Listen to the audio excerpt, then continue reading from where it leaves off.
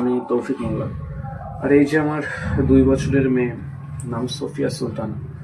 Sophia Sultana যখন 1 বছর বয়স ছিল তখন সুস্থ স্বাভাবিকই ছিল, তখন দাঁড়াতে পারতো, হামা দিয়েছিল।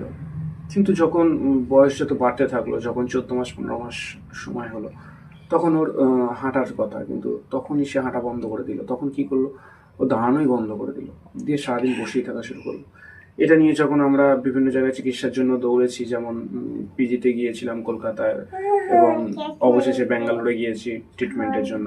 যখন ব্যাঙ্গালোরে গেলাম তখন ওনারা জানালো যে আমাদের মেয়ে একটা বিরল রোগে আক্রান্ত হয়েছে।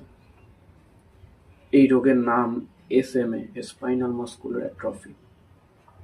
এতে ধীরে ধীরে বাচ্চাদের সমস্ত শক্তি নষ্ট হতে শুরু করে এবং অবশেষে তাদের জীবনহানি ঘটে। এবং আমাদেরকে এটাও জানালো যে এটার ট্রিটমেন্ট আছে এবং এই ট্রিটমেন্টটা অনেকটাই খরচ সাপেক্ষ, প্রায় 9 কোটি টাকা খরচ হবে। অনেকেই আমাদের পাশে এসে দাঁড়িয়েছে এবং সাহায্যের হাত বাড়িয়েছে, এবং আমাদের যা জমি জায়গা ছিল সবই বিক্রি করে দিয়ে আমাদের প্রায় 6 কোটি টাকা বলে একটা কালেকশন রয়েছে, কিন্তু আর 3 কোটি টাকা বাকি।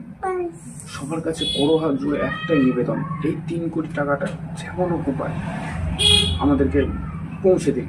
আর 4-5 মাস আমাদের হাতে সময়ও অনেক সীমিত। আর এখানে অনেকেই আমাদের পাশে এসে দাঁড়িয়েছেন, যেমন অনেক এনজিও আমাদের পাশে এসে দাঁড়িয়েছেন। নীলপলক ওয়েলফেয়ার যে অ্যাসোসিয়েশন, বিমল দা, উনিও আমাদের হয়ে কালেকশন করছেন এবং আমাদের হয়ে বিভিন্ন জায়গা থেকে অর্থ তুলে আমাদের হাতে পৌঁছে দিচ্ছেন। এর জন্য ওনাদেরকে অনেক অনেক ধন্যবাদ।